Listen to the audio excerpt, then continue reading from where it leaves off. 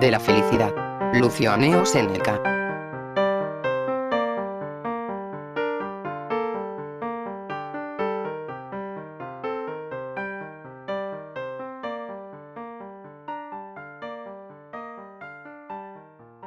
Capítulo 1. La opinión común y el acierto. Todos los hombres, hermano Galión, quieren vivir felices, pero al ir a descubrir lo que hace feliz la vida, van a tientas, y no es fácil conseguir la felicidad en la vida, ya que se aleja uno tanto más de ella cuanto más afanosamente se la busque. Si ha errado el camino, si éste lleva en sentido contrario, la misma velocidad aumenta la distancia. Hay que determinar, pues, primero lo que apetecemos, luego se ha de considerar por dónde podemos avanzar hacia ello más rápidamente, y veremos por el camino, siempre que sea el bueno, cuánto se adelanta cada día y cuánto nos acercamos a aquello que nos impulsa a un deseo natural. Mientras erremos de acá para allá sin seguir a otro guía que los rumores y los clamores discordantes que nos llaman hacia distintos lugares, se consumirá entre errores nuestra corta vida, aunque trabajemos día y noche para mejorar nuestro espíritu. Hay que decidir, pues, a dónde nos dirijamos y por dónde, no sin ayuda de algún hombre experto que haya explorado el camino por donde avanzamos, ya que aquí la situación no es la misma que en los demás viajes. En estos hay algún sendero, y los habitantes a quienes se pregunta no permiten extraviarse, pero aquí el camino más frecuentado y más famoso es el que más engaña. Nada importa, pues, más que no seguir, como ovejas, el rebaño de los que nos preceden, yendo así, no a donde hay que ir, sino a donde se va. Y ciertamente nada nos envuelve en mayores males que acomodarnos al rumor, persuadidos de que lo mejor es lo admitido por el asentimiento de muchos, tener por buenos los ejemplos numerosos y no vivir racionalmente, sino por imitación. De ahí esa aglomeración tan grande de personas que se precipitan unas sobre otras. Lo que ocurre en una gran catástrofe colectiva, cuando la gente misma se aplasta, nadie cae sin arrastrar a otro y los primeros son la perdición de los que siguen, puedes verlo suceder en toda vida. Nadie yerra solo por su cuenta, sino que es causa y autor del error ajeno. Es dañoso, pues, apegarse a los que van delante, y como todos prefieren creer que juzgar, nunca se juzga acerca de la vida, siempre se cree, y nos perturba y pierde el error que pasa de mano en mano. Perecemos por el ejemplo de los demás, nos salvaremos si nos separamos de la masa. Pero ahora la gente se enfrenta con la razón, en defensa de su mal. Y sucede lo mismo que en los comicios, en los cuales los mismos que han nombrado a los pretores, se admiran de que hayan sido nombrados, cuando ha mudado el inconstante favor. Aprobamos y condenamos las mismas cosas. Este es el resultado de todo juicio que se falla por el voto de la mayoría. Capítulo 2. Razón y opinión. Cuando se trata de la vida feliz, no es propio que me respondas, según la costumbre de la separación de los votos. Esta parte parece ser la mayor, pues por eso mismo es la peor. ¿No marchan también los asuntos humanos, que las cosas mejores agraden a los más? La prueba de lo peor es la muchedumbre. Busquemos qué es lo mejor, no lo más acostumbrado, y lo que nos ponga en posesión de una felicidad eterna, no lo que apruebe el vulgo, pésimo intérprete de la verdad. Y llamo vulgo tanto a los que visten clámide como a los que llevan coronas, pues no miro el color de los vestidos con que se adornan los cuerpos, no me fío de los ojos para conocer al hombre, tengo una luz mejor y más cierta para discernir lo verdadero y lo falso, el bien del espíritu, el espíritu lo ha de hallar. Si éste tuviera alguna vez ocasión de respirar y de entrar en sí mismo, oh, cómo se torturaría, confesaría la verdad y diría, todo lo que he hecho hasta ahora, preferiría que no hubiera sido hecho. Cuando pienso en todo lo que he dicho, envidio a los mudos. Cuanto he deseado, lo juzgo maldición de mis enemigos. Todo lo que he temido, justos dioses. Cuanto mejor fue que lo que he deseado.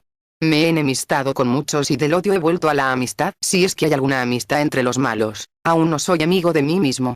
He hecho los mayores esfuerzos por salir de la multitud y hacerme notar por alguna cualidad. ¿Qué he hecho sino ofrecerme como un blanco y mostrar a la malevolencia donde podía morderme?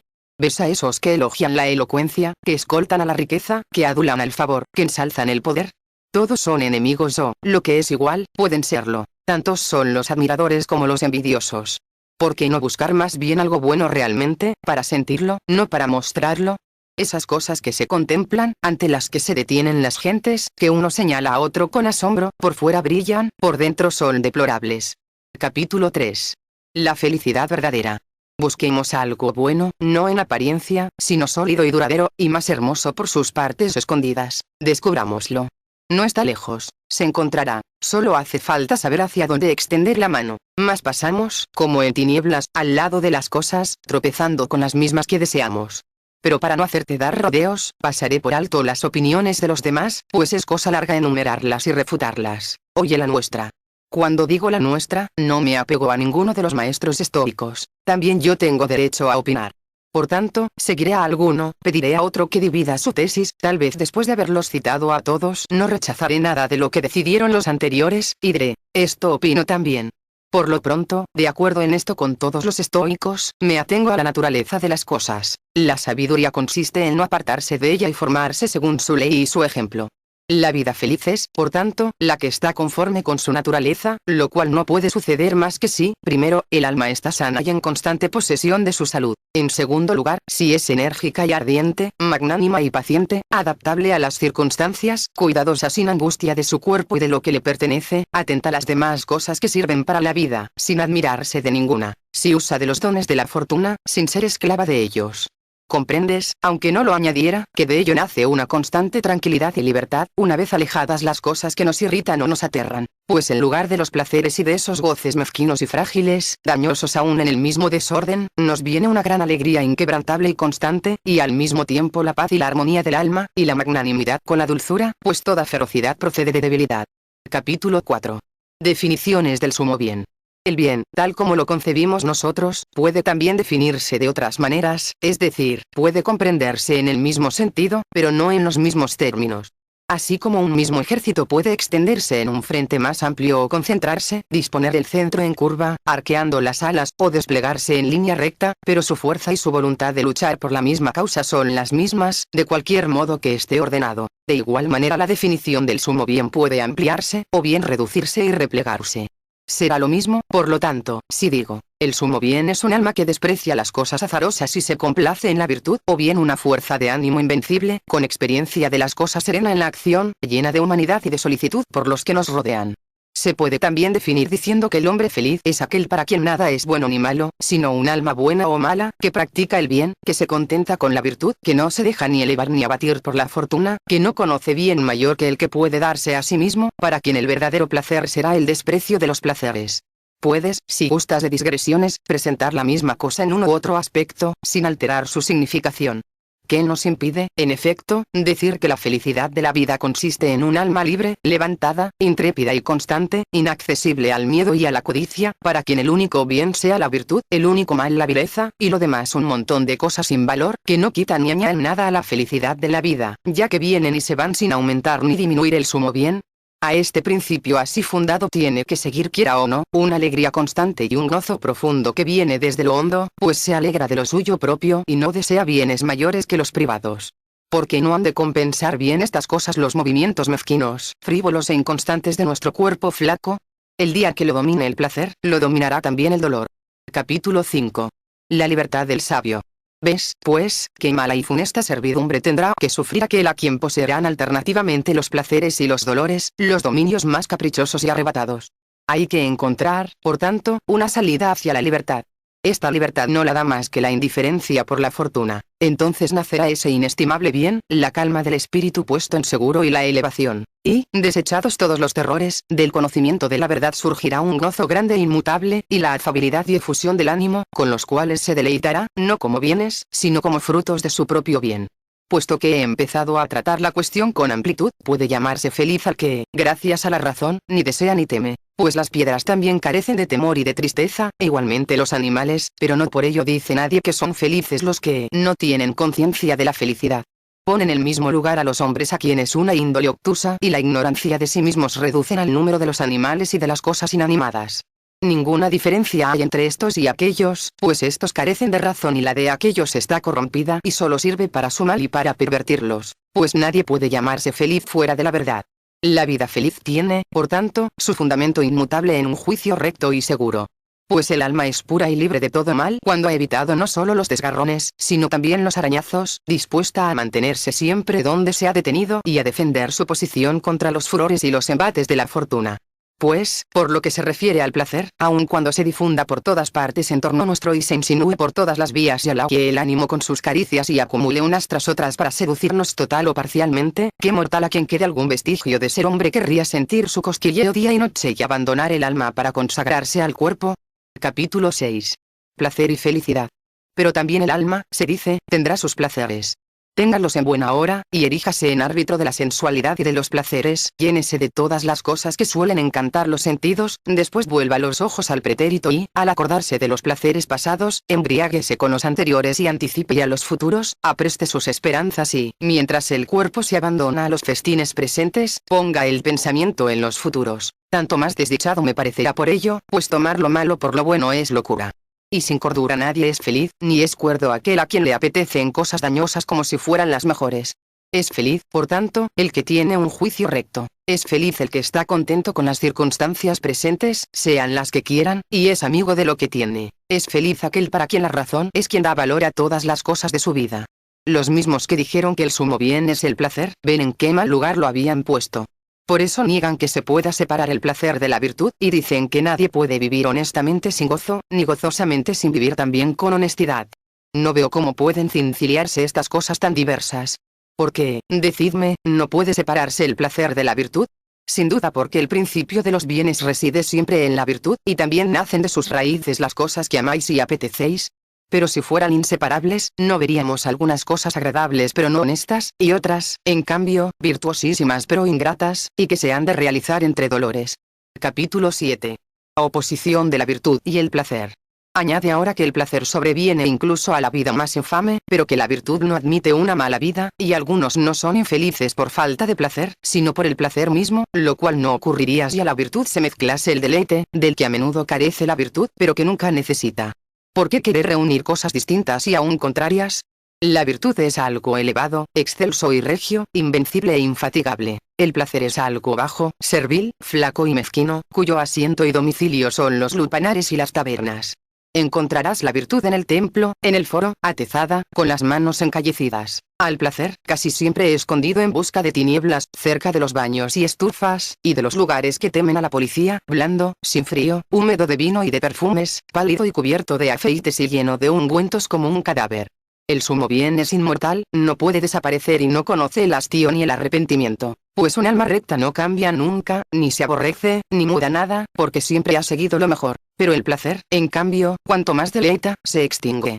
Y no tiene mucho espacio, por lo cual pronto lo llena, y produce hastío, y se marchita después de los primeros transportes.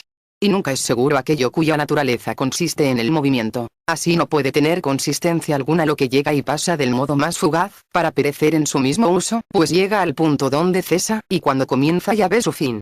Capítulo 8. Vivir según la naturaleza. ¿Qué importa que el placer se dé tanto entre los buenos como entre los malos y no deleite menos entre los buenos como entre los malos y no deleite menos a los infames su deshonra que a los virtuosos su mérito? Por esto los antiguos recomendaron seguir la vida mejor, no la más agradable, de modo que el placer no sea el guía, sino el compañero de la voluntad recta y buena. Pues es la naturaleza quien tiene que guiarnos, la razón la observa y la consulta. Es lo mismo, por tanto, vivir felizmente o según la naturaleza. Voy a explicar qué quiere decir esto. Si conservamos con cuidado y sin temor nuestras dotes corporales y nuestras aptitudes naturales, como bienes fugaces y dados para un día, si no sufrimos su servidumbre y no nos dominan las cosas externas, si los placeres fortuitos del cuerpo tienen para nosotros el mismo puesto que en campaña los auxiliares y las tropas ligeras, tienen que servir, no mandar, solo así son útiles para el alma. Que el hombre no se deje corromper ni dominar por las cosas exteriores y solo se admire a sí mismo, que confíe en su ánimo y esté preparado a cualquier fortuna, que sea artífice de su vida. Que su confianza no carezca de ciencia, ni su ciencia de constancia. Que sus decisiones sean para siempre y sus decretos no tengan ninguna enmienda. Se comprende, sin que necesite añadirlo, que un hombre tal será sereno y ordenado, y hará todo con grandeza y afabilidad. La verdadera razón estará inserta en los sentidos y tomará allí su punto de partida, pues no tiene otra cosa donde apoyarse para lanzarse hacia la verdad y volver a sí misma. Y también el mundo que abarca todas las cosas, Dios rector del universo, tiende hacia las cosas exteriores, pero sin embargo vuelve así totalmente de todas partes. Que nuestra mente haga lo mismo, cuando se ha seguido a sus sentidos y se ha extendido por medio de ellos hasta las cosas exteriores, sea dueña de éstas y de sí misma. De este modo resultará una unidad de fuerza y de potencia, de acuerdo consigo misma, y nacerá esa razón segura, sin discrepancia ni vacilación en sus opiniones y comprensiones, ni en su convicción.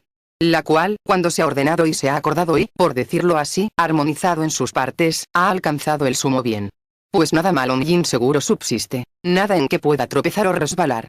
lo hará todo por su propia autoridad y nada imprevisto le ocurrirá, sino que todo lo que haga resultará bien, fácil y diestramente, sin rodeos al obrar, pues la pereza y vacilación acusan lucha e inconstancia. Por tanto, puedes declarar resueltamente que el sumo bien es la concordia del alma, pues las virtudes deberán estar allí donde estén la armonía y la unidad, son los vicios los que discrepan. Capítulo 9. El placer sobrevenido. Pero tú mismo, se dice, solo practicas la virtud porque esperas de ella algún placer.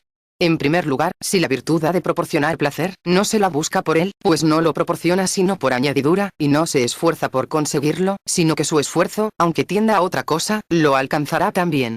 Así como en un campo arado para la siembra nacen aquí y allá algunas flores, pero no se ha tomado tanto trabajo por estas hierbecillas, aunque deleiten los ojos, el propósito del sembrador fue otro, y esto sobrevino, así también el placer no es el pago ni la causa de la virtud, sino algo accesorio, y no se lo acepta porque deleite, sino que, si se lo acepta, también deleita. El sumo bien reside en el mismo juicio y en la disposición de un espíritu perfecto. Cuando éste ha llenado todo su ámbito y se ha ceñido a sus límites, se ha realizado el sumo bien y ya no desea nada más. Pues nada hay fuera del todo, ni tampoco más allá del fin. Por eso yerras cuando preguntas qué es aquello por lo que busco la virtud, pues buscas algo por encima de lo más alto. Preguntas qué busco en la virtud. Ella misma, pues no tiene nada mejor y es premio de sí misma. ¿O es esto poca cosa? Cuando te diga, el sumo bien es la firmeza y previsión y agudeza y cordura y libertad y armonía y compostura de un alma inquebrantable, ¿vas a exigir todavía algo mayor a que se refieran todas estas cosas? ¿Para qué me hablas del placer? Busco el bien del hombre, no el del vientre, que las bestias y las fieras tienen más grande. Capítulo 10. La actitud ante el placer. ¿Desvirtúas lo que digo? Se replicará. Yo niego que nadie pueda vivir agradablemente si no vive a la vez virtuosamente, lo cual no puede suceder a los mudos animales, ni a los que miden el bien por la comida. Clara y abiertamente declaro que esa vida que llamo agradable no puede existir sin compañía de la virtud. Pero quien ignora que hasta los más estúpidos están saturados de vuestros placeres, que la maldad abunda en goces, y que el alma no solo sugiere placeres viciosos, sino muchos. En primer lugar la insolencia y la excesiva estimación de sí propio, y una hinchazón orgullosa que os eleva sobre los demás, y el apego ciego e irreflexivo a las cosas propias, delicias muelles, y transportes por causas mínimas y pueriles. Además la causticidad y la soberbia que se complace en los insultos, la desidia y la flojedad de un alma indolente que se duerme sobre sí misma. Todas estas cosas las disipa la virtud, nos pone sobre aviso y estima los placeres antes de aceptarlos. Si algunos aprueba, no los aprecian mucho, pues solo los acepta, y no goza con su uso, sino con su templanza. Pero la templanza, que disminuye los placeres, es un atentado al sumo bien. Tú abrazas el placer, yo lo reprimo. Tú gozas del placer, yo lo uso. Tú lo consideras el bien supremo, yo ni siquiera un bien. Tú haces todo por el placer, yo nada. Capítulo 11. Impotencia de la sabiduría epicúrea. Cuando digo que no hago nada por el placer, hablo del verdadero sabio, al cual solamente lo concedes. Pero no llamo sabio a quien tiene algo por encima de sí, y con mayor razón si es el placer. Pues, dominado por este, ¿cómo hará frente al trabajo y al peligro, a la pobreza y a tantas amenazas que rugen en torno de la vida humana? ¿Cómo soportará la visión de la muerte y del dolor, el estrépito del mundo y tantos enemigos acérrimos, vencido por tan blando adversario? Todo lo que el placer le aconseje, lo hará. ¿Y no ves cuántas cosas le aconsejará? Nada vergonzoso, dices, le podrá aconsejar, porque está asociado a la virtud. ¿No ves, una vez más, cuál es ese sumo bien, que necesita de un guardián para ser bueno? ¿Y la virtud, cómo dirigirá al placer a quien sigue, puesto que seguir es propio de quien obedece y dirigir del que manda? Pones detrás al que manda. Magnífico papel tiene entre vosotros la virtud, probar los placeres. Pero veremos si la virtud, entre los que la tratan tan afrentosamente, sigue siendo todavía virtud, pues no puede llamarse así si cedes su puesto. Entre tanto, mostraré, que es de lo que se trata, a muchos asediados por los placeres, sobre los que la fortuna ha derramado todos sus dones, y que tendrás que reconocer malos. Mira a Nomentano y Apicio en busca de los bienes, como ellos dicen, de la tierra y del mar, y que reconocen en su mesa a los animales de todos los países, míralos en su lecho de rosas esperando su comilona, deleitando los oídos con el sonido de las voces, los ojos con espectáculos, con sabores el paladar. Todo su cuerpo es excitado con fricciones blandas y suaves, y para que la nariz no descanse mientras tanto, se impregna de varios olores el lugar mismo donde se hacen ofrendas a la sensualidad. Reconocerás que esos están entre placeres, pero sin embargo no les irá bien, porque no es del bien de lo que gozan. Capítulo 12. El peligro del epicureísmo. Les irá mal, dices, porque intervienen muchas circunstancias que perturban su ánimo, y las opiniones contrarias inquietarán su mente. Concedo que sea así. Pero no obstante, esos mismos necios, caprichosos y expuestos a la amenaza del arrepentimiento, experimentan grandes placeres, de modo que es menester confesar que están tan lejos de toda molestia como del buen sentido, y, como ocurre a muchos, tienen una locura alegre y se enajenan entre risas. Por el contrario, los placeres de los sabios son apacibles y moderados, acaso débiles, concentrados y apenas visibles, pues vienen sin ser llamados, y cuando llegan espontáneamente no son recibidos con honores ni con gozo alguno por los que experimentan, pues los mezclan en la vida como el juego y la diversión entre las cosas serias. Déjese pues, de unir cosas incompatibles y de enlazar el placer con la virtud, vicio con el que se adula a los peores. El hombre sumido en los placeres, siempre ahito y ebrio, por saber que vive con placer, cree vivir también con virtud, pues oye que el placer no puede separarse de la virtud, y entonces da a sus vicios el nombre de sabiduría y ostenta lo que debiera ocultar. Así, no se entregan a la sensualidad impulsados por Epicuro, sino que dados al vicio, esconden su corrupción en el seno de la filosofía, y acuden donde oyen alabar el placer. Y no consideran cuán sobrio y seco es el placer de Epicuro, al menos así lo entiendo yo, sino que se precipitan hacia ese nombre, en busca de una autoridad y de algún velo para sus desenfrenos.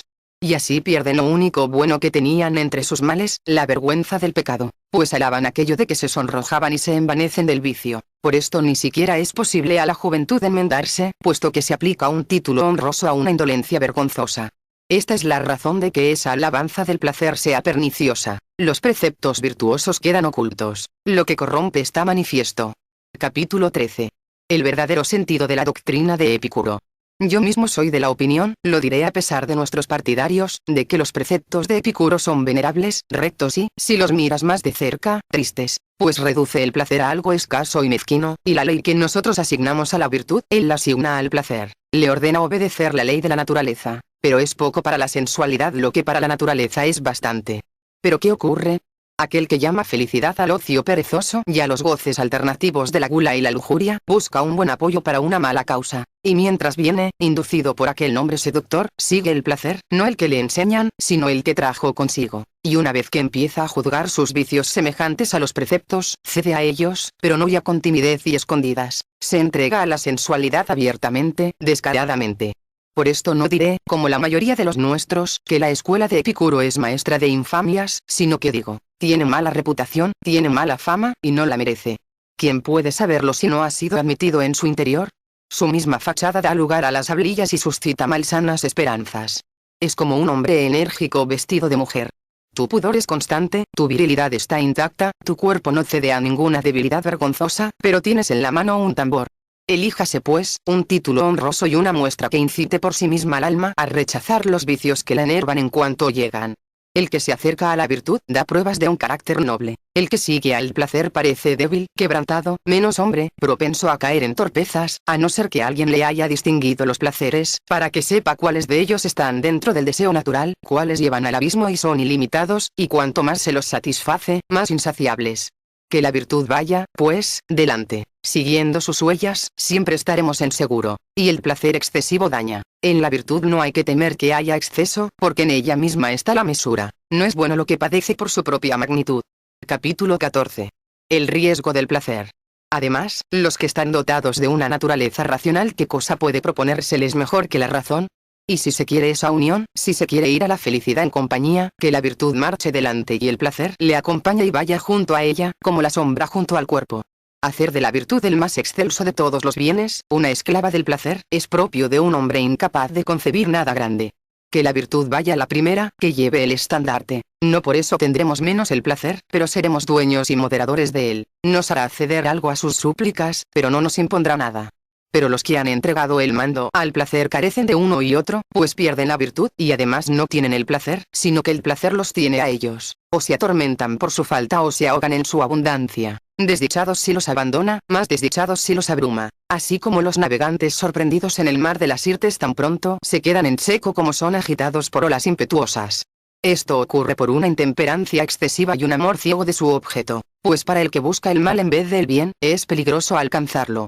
Así como cazamos a las fieras con esfuerzo y peligro, y su posesión, una vez cogidas, es también inquieta, pues con frecuencia despedazan a sus dueños, del mismo modo los que poseen grandes placeres caen en un gran mal, y los antes conquistados los apresan. Y cuanto más numerosos y grandes son, tanto más pequeño y siervo de más señores es aquel a quien el vulgo llama feliz.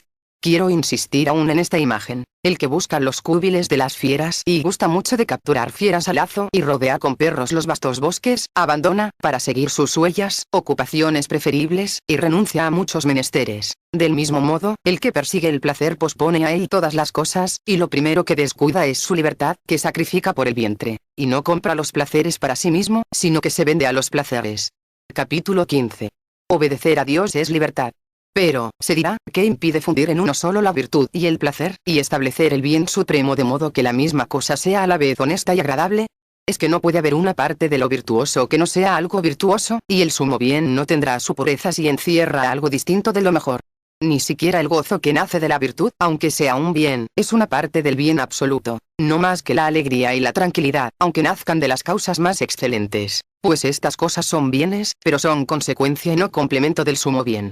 El que establece una alianza entre el placer y la virtud, aun sin ponerlos en un pie de igualdad, por la fragilidad de uno de los bienes debilita cuanto hay de vigor en el otro, y pone bajo un yugo esa libertad que solo es invencible si no conoce nada más precioso que ella misma. Pues, lo que es la máxima servidumbre, empieza a necesitar la fortuna. Síguese de esto una vida ansiosa, suspicaz, inquieta, temerosa de las vicisitudes, pendiente de los momentos de los tiempos. No das a la virtud un fundamento grave, inmutable, sino que le ordenas mantenerse en un lugar movedizo. Pues ¿qué hay tan mudable como la espera de las cosas fortuitas y la variación del cuerpo y de las cosas que lo afectan? ¿Cómo puede obedecer a Dios y aceptar con buen ánimo todo lo que suceda, no quejarse del destino y acoger de buen grado sus vicisitudes el que se agita las menores punzadas de los placeres y de los dolores? Ni siquiera es un buen defensor o salvador de la patria, ni protector de sus amigos, si se inclina a los placeres. Que el sumo bien se eleve a un lugar de donde ninguna fuerza pueda arrastrarlo, a donde no tenga acceso el dolor ni la esperanza, ni el temor, ni ninguna otra cosa que amengue los derechos del bien supremo. Pero solo la virtud puede elevarse hasta allí. Su paso es quien ha de dominar esa pendiente. Ella permanecerá firme y soportará todos los acontecimientos, no solo paciente, sino voluntariamente, y sabrá que toda la dificultad de los tiempos es una ley de la naturaleza. Y como un buen soldado, soportará sus heridas, contará las cicatrices y al morir traspasado por los dardos amará al jefe por quien cae. Tendrá siempre en su mente el viejo precepto: sigue a Dios. En cambio, el que se queja, llora y gime, es obligado a la fuerza a hacer lo que está mandado, y no por ello es menos llevado sin querer a donde se le ordena. Qué locura es preferir ser arrastrado a seguir. Tanto, a fe mía, como, por necedad e ignorancia de la propia condición, dolerte de que te falte algo o te ocurra algo penoso, o igualmente extrañarte o indignarte de las cosas que tanto suceden a los buenos como a los malos. Quiero decir las enfermedades, las muertes, los impedimentos y las demás miserias que acontecen inesperadamente a la vida humana. Aceptemos con buen ánimo todo lo que se ha de padecer por la constitución del universo. Estamos sujetos a la obligación de soportar las condiciones de la vida mortal y no perturbarnos por lo que no está en nuestro poder evitar. Hemos nacido en un reino. Obedecer a Dios es libertad. Capítulo 16. La felicidad del sabio. Por tanto, la verdadera felicidad reside en la virtud. ¿Qué te aconsejará esta virtud? Que no estimes bueno o malo lo que no acontece ni por virtud ni por malicia. En segundo lugar, que seas inconmovible incluso contra el mal que procede del bien, de modo que, en cuanto es lícito, te hagas un Dios. ¿Qué te promete esta empresa?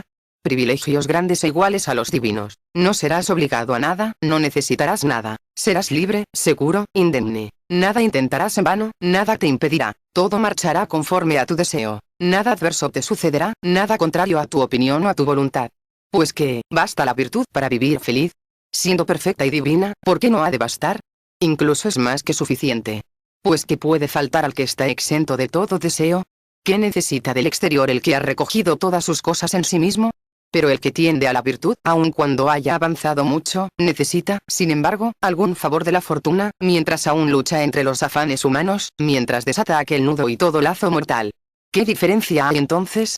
Que unos están atados, otros amarrados, otros incluso agarrotados. El que ha llegado a una región superior y se ha elevado a más altura, arrastra una cadena floja, todavía no libre, pero ya casi libre. Capítulo 17. Los principios y la conducta. Pero alguno de esos que ladran contra la filosofía dirá, como suelen: ¿por qué hablas con más energía que vives?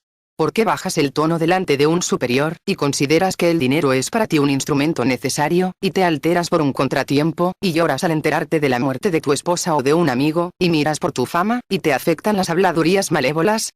¿Por qué tu campo está más cultivado de lo que pide el uso natural? ¿Por qué no cenas según tus preceptos? ¿Por qué tienes un mobiliario demasiado elegante? ¿Por qué se bebe en tu casa un vino más viejo que tú? ¿Por qué se instala una pajarera? ¿Por qué se plantan árboles que no han de dar más que sombra? ¿Por qué tu mujer lleva en las orejas la renta de una casa opulenta?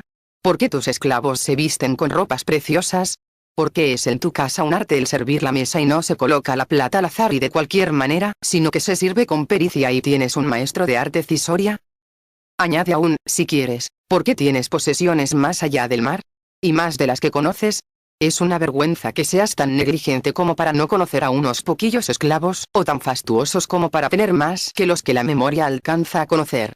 Ayudaré enseguida a tus reproches y me haré más objeciones que las que imaginas. Ahora te responderé esto. No soy un sabio y, para que tu malevolencia se regocije, nunca lo seré. Por esto no exijo de mí ser igual que los mejores, sino mejor que los malos. Me basta con podar todos los días algo de mis vicios y castigar mis extravíos. No he llegado a la salud, ni llegaré siquiera. Compongo para mi gota más calmantes que remedios, contento si los ataques son menos frecuentes y menos dolorosos. Pero comparado con vuestros pies, yo, impotente, soy un corredor. Capítulo 18. La malevolencia no respeta a nadie.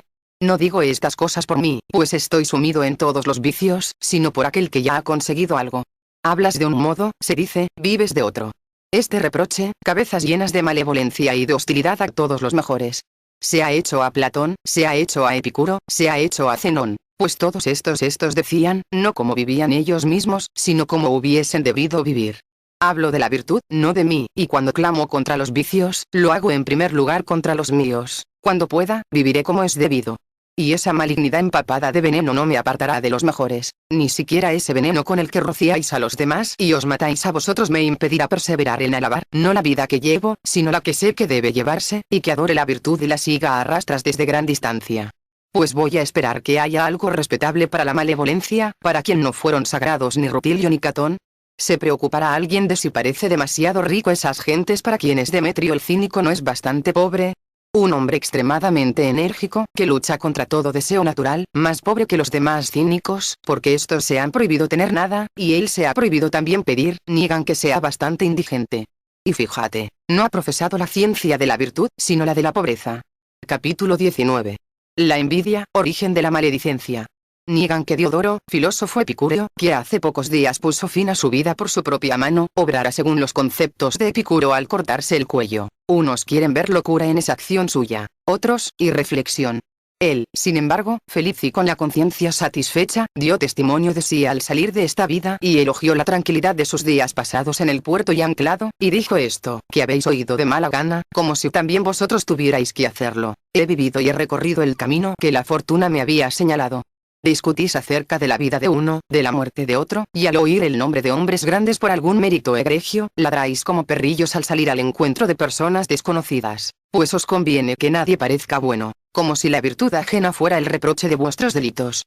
Comparáis envidiosos las cosas espléndidas con vuestra sordidez, y no comprendéis cuán en detrimento vuestro es esa osadía.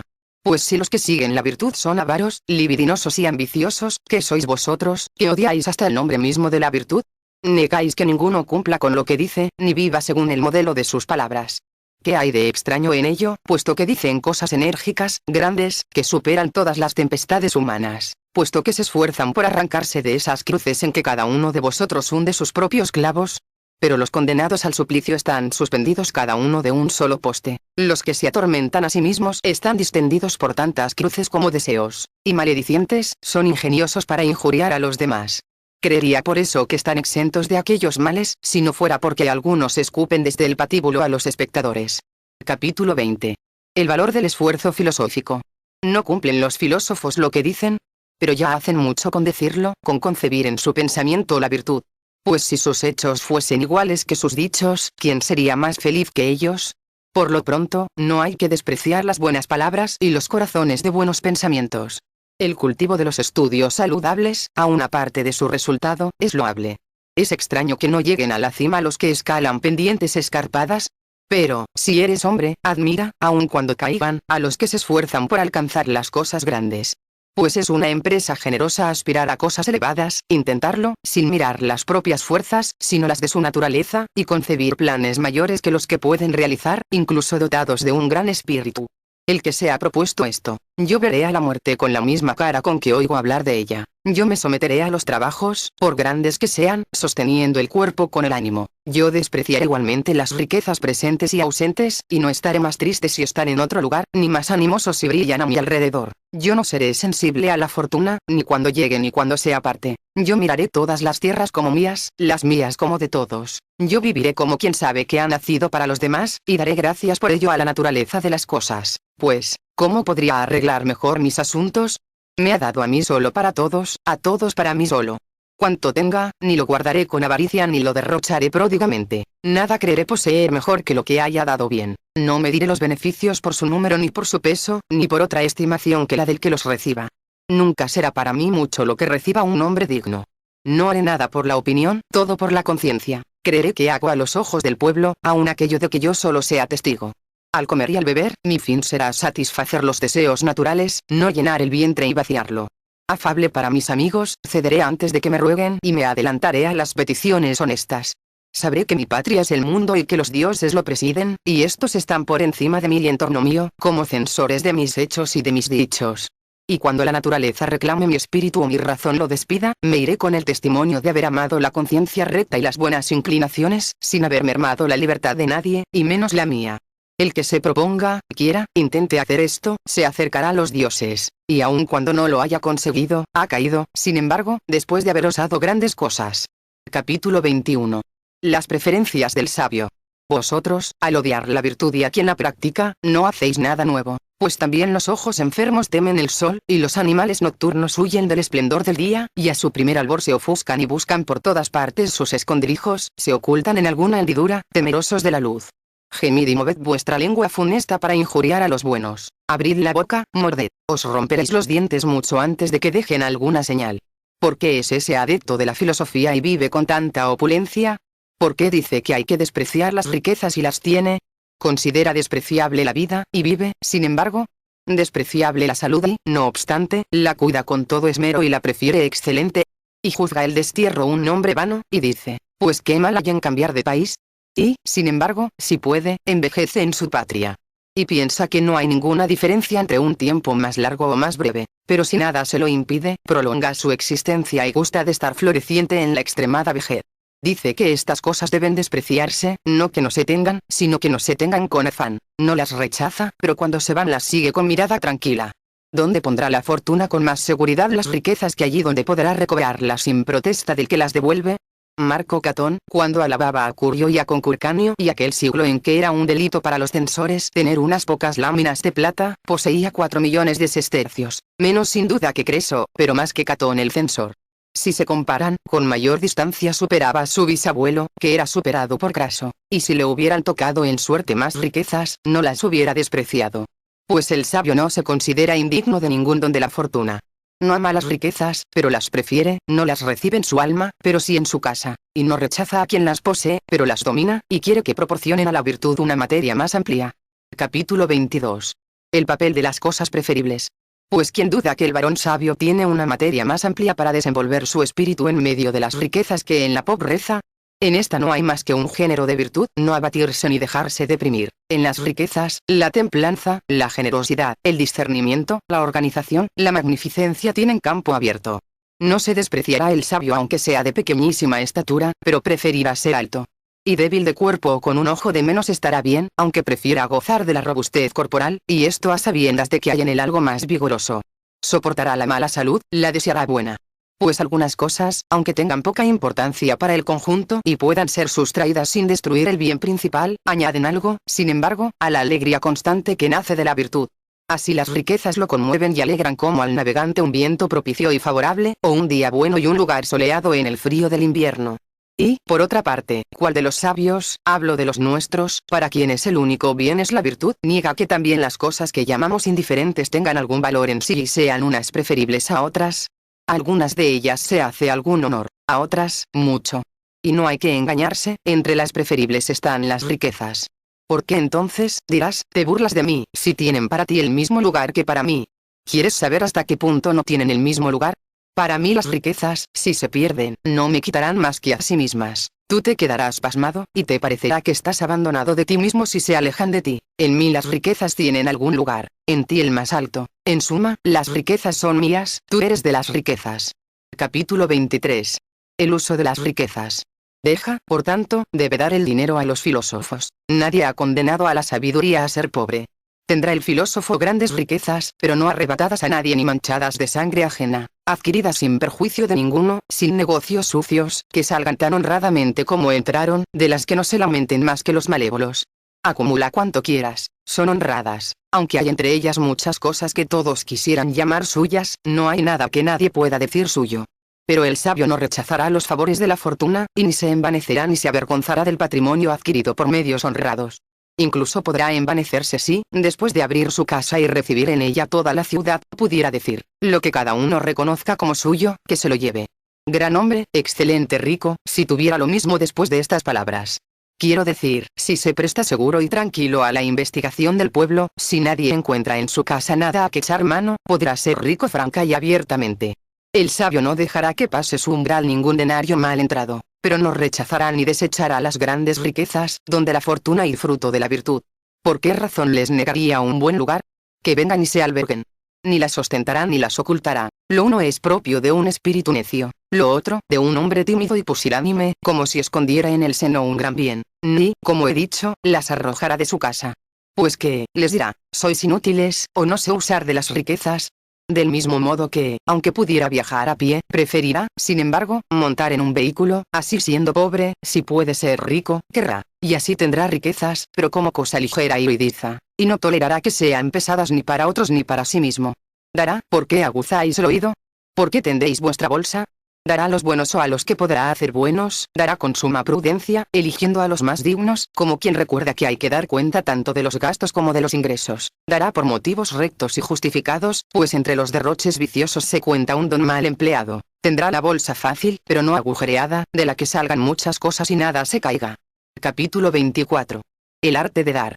Yerra el que crea que dar es cosa fácil. Este asunto tiene mucha dificultad si se da con discernimiento y no se derrocha al azar y arrebatadamente. Dejo obligado a este, devuelvo a aquel, socorro a este, me compadezco de ese, proveo a aquel, digno de que no lo venza la pobreza ni lo tenga dominado. A alguno no les daré, aunque les falte, porque aun cuando les hubiera dado, les faltará. A algunos les ofreceré, a otros incluso les instaré. No puedo ser negligente en este asunto, nunca hago mejores inversiones que cuando doy. Pues que, dirás, ¿das para recibir? No, para no perder. Póngase la donación en un lugar donde no deba reclamarse, pero pueda ser devuelta. Colóquese el beneficio como un tesoro enterrado profundamente, que no desenterrarás si no fuera necesario. Y la casa misma del hombre rico, cuánta materia ofrece para hacer el bien. Pues ¿quién reduce la generosidad solo a los que visten toga? La naturaleza me ordena ser útil a los hombres, sean esclavos o libres, de padres libres o libertos, de libertad legal o dada entre amigos. ¿Qué importa? Donde quiera que haya un hombre, allí hay lugar para un beneficio. Se puede, por tanto, repartir el dinero aún sin franquear el propio umbral, y ejercer la liberalidad, la cual no se llama así porque se deba a los libres, sino porque parte de un alma libre. En el sabio, nunca recae sobre personas viciosas ni indignas, y nunca vaga tan fatigada que no se derrame abundantemente siempre que encuentre a alguien digno. No se han de entender mal, por tanto, las cosas virtuosas, enérgicas, animosas, que dicen los amigos de la sabiduría. Y, ante todo, fijaos en esto, una cosa es el amigo de la sabiduría, y otra el que la ha alcanzado ya. Aquel te dirá, hablo muy bien, pero todavía me agito entre muchos males. No debes juzgarme según mi fórmula, pues a lo sumo me formo y me elevo hacia un modelo magnífico. Si llego a avanzar cuanto me he propuesto, exige que los actos respondan a las palabras. Pero el que ha alcanzado la cima del poder humano se comportará contigo de otro modo y dirá, en primer lugar no puedes permitirte juzgar acerca de los mejores, a mí ya me ocurre, y es una prueba de mi rectitud, que desagrado a los malos. Pero para explicarte la razón por la cual no envidio a ningún mortal, escucha lo que voy a decir y en cuanto estimo cada cosa. Niego que las riquezas sean un bien, pues si lo fuesen, harían hombres buenos. Ahora bien, como lo que se encuentra entre los malos no puede llamarse un bien, les niego ese nombre. Por lo demás, concedo que han de tenerse, que son útiles y proporcionan grandes comodidades a la vida. Capítulo 25. El apego a las riquezas.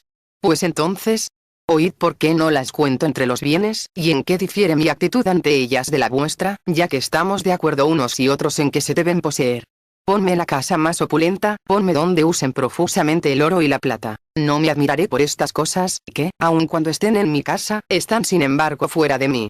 Trasládame al puente sublicio y arrójame entre los indigentes. No me despreciaré por estar sentado entre la multitud de los que tienden la mano pidiendo limosna, pues qué importa que le falte un pedazo de pan a quien no le falta la posibilidad de morir.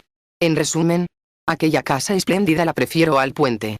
Ponme en el medio de un mobiliario suntuoso y un lujo refinado. No me creeré en modo alguno más feliz por tener un manto suave, por extender tapices purpúreos en mis festines. No seré en nada más desgraciado si mi cerviz cansada reposa en un puñado de heno, si me acuesto sobre borra de circo que se sale por los remiendos de una tela vieja. ¿Qué quiere decir esto? Prefiero mostrar el alma que tengo vestido con la pretexta y bien abrigado, mejor que con los hombros desnudos o medio cubiertos. Que todos mis días pasen según mis deseos, que nuevas felicitaciones se añadan a las anteriores, no me complaceré por ello. Cambia en adversidad estos favores del tiempo, que el ánimo sea acosado por todas partes con daños, lutos, acometidas diversas, que ni una sola hora esté sin motivo de queja. No por eso maldeciré ningún día, pues he tomado mis medidas para que ningún día sea nefasto para mí. Entonces, prefiero moderar mis alegrías a reprimir mis dolores. El gran Sócrates te lo dirá: hazme vencedor de todas las naciones, que el carro voluptuoso de Baco me lleve triunfador desde el oriente hasta Tebas, que los reyes de los persas me pidan leyes. Cuando más pensaré que soy hombre es cuando sea saludado por todas partes como Dios. Haz que suceda inmediatamente a tan sublime elevación un cambio brusco, que sea llevado a unas andas extranjeras para adornar el cortejo de un vencedor soberbio y feroz. No me humillará más ser conducido bajo un carro ajeno que ir de pie en el mío. Pues entonces, prefiero ser vencedor a ser cautivo. Despreciaré todo el imperio de la fortuna, pero si se me da la elección tomaré lo mejor de él. Todo lo que me ocurra resultará bueno, pero prefiero que acontezcan las cosas más fáciles y agradables y menos molestas para el que tiene que habérselas con ellas. Pues no creas que hay ninguna virtud sin trabajo, pero algunas virtudes necesitan estímulos, otras frenos. Así como el cuerpo debe ser retenido en un descenso y ser impulsado cuesta arriba, algunas virtudes están en una pendiente, otras al pie de una cuesta. Hay quien dude que suben, se esfuerzan, luchan la paciencia, la fortaleza, la perseverancia y todas las demás virtudes que se oponen a las adversidades y vencen a la fortuna. ¿Y no es igualmente evidente que siguen una pendiente la liberalidad, la templanza, la mansedumbre? En estas retenemos el alma, para que no resbale, en aquellas la exhortamos y la incitamos enérgicamente. Por tanto, aplicaremos a la pobreza las más fuertes, que saben luchar, a las riquezas, las más cuidadosas, que andan de puntillas y mantienen su equilibrio. Capítulo 26. El necio y el sabio. Hecha esta división, prefiero practicar aquellas que se han de ejercitar más tranquilamente, antes que aquellas cuyo ejercicio requiere sangre y sudor. Por tanto, dice el sabio, no vivo de un modo y hablo de otro, sino que vosotros oís mal, solo llega a vuestros oídos el sonido de mis palabras, no buscáis su significación. Pues ¿qué diferencia hay entre mí el necio y tú el sabio, si los dos queremos poseer? Muchísimas, pues las riquezas del hombre sabio están en servidumbre, las del necio, en el poder. El sabio no permite nada a las riquezas os lo permiten todo a vosotros. Vosotros, como si alguien os hubiera prometido su eterna posesión, os acostumbráis y apegáis a ellas. El sabio, cuando más piensa en la pobreza es cuando está en medio de las riquezas. Nunca un general cree tanto en la paz que no se prepare a una guerra que, aunque no se haga, ha sido declarada. A vosotros os pasma una cosa hermosa, como si no pudiera arder o hundirse, una opulencia insólita, como si estuviera por encima de todo riesgo y fuera demasiado grande para que la fortuna tenga bastantes fuerzas para consumirla. Jugáis indolentemente con las riquezas, sin prever su peligro, como a veces los bárbaros asediados, desconocedores de las máquinas, contemplan indiferentes el trabajo de los sitiadores, y no comprenden para qué sirven aquellas cosas que se construyen a lo lejos. Lo mismo os ocurre, languidecéis entre vuestros bienes, y no pensáis cuántas desgracias os amenazan por todas partes, dispuestas a llevarse al punto preciosos despojos. Si alguien arrebata sus riquezas al sabio, le dejará todo lo suyo, pues vive contento con el presente, tranquilo sobre el porvenir. Nada, dirá Sócrates, o algún otro que tenga la misma autoridad y el mismo poder sobre las cosas humanas, me he prometido con más firmeza que no plegar los actos de mi vida a vuestras opiniones. Acumulad por todas partes vuestras palabras acostumbradas, no pensaré que me injuriáis, sino que gimoteáis como infelices criaturas. Esto dirá aquel a quien ha sido dada la sabiduría, a quien su alma libre de vicios ordena reprender a los demás, no porque los odie, sino para curarlos. Y añadirá esto: vuestra opinión me afecta, no por mí sino por vosotros. Odiar y atacar la virtud es renunciar a la esperanza de enmienda. No me hacéis ninguna injuria, como no la hace a los dioses los que derriban sus altares, pero se manifiesta el mal propósito y la mala intención aún allí donde no se ha podido hacer daño. Así soporto vuestras extravagancias, como Júpiter, óptimo máximo, las necedades de los poetas, de los cuales uno le pone alas, otro, cuernos, otro los representa como adúltero y que pasa las noches fuera, otro, cruel con los dioses, otro, injusto con los hombres, oro, raptor y corruptor de hombres libres, y aún de sus deudos, otro, parricida y usurpador de un reino ajeno y paterno, con todo lo cual no se hubiera conseguido más que quitar a los hombres la vergüenza de pecar, si hubiesen creído en dioses semejantes. Pero aunque esas cosas nada me afecten, os aconsejo por vuestro propio interés, admirad la virtud, creed a los que han seguido durante mucho tiempo y proclaman seguir algo grande y que cada día manifiestan más su grandeza.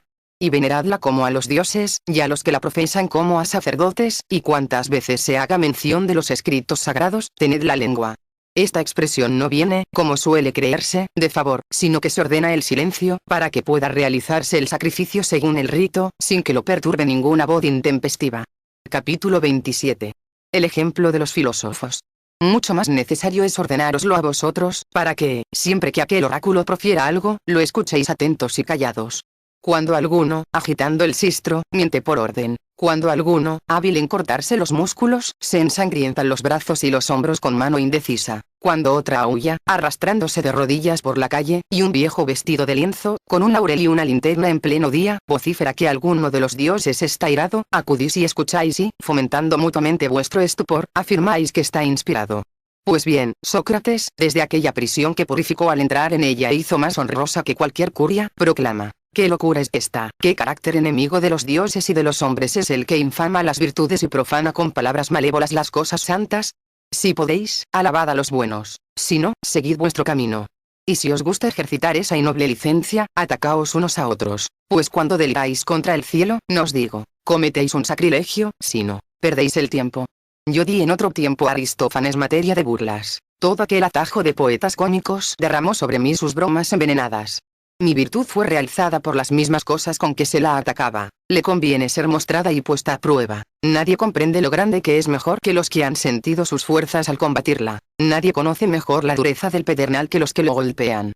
Me muestro como una roca aislada en medio de un mar agitado, que las olas no dejan de azotar, por cualquier lado que se muevan. No por ello la conmueven ni la desgastan con tantos siglos de continuos embates. Asaltad, acometed, os venceré resistiendo. Todo lo que embiste contra las cosas que son firmes e invencibles, ejercita su fuerza en su propio daño. Por tanto, buscad alguna materia blanda y sin consistencia en que se claven vuestros dardos. ¿Tenéis tiempo para indagar los males ajenos e indagar a todo el mundo?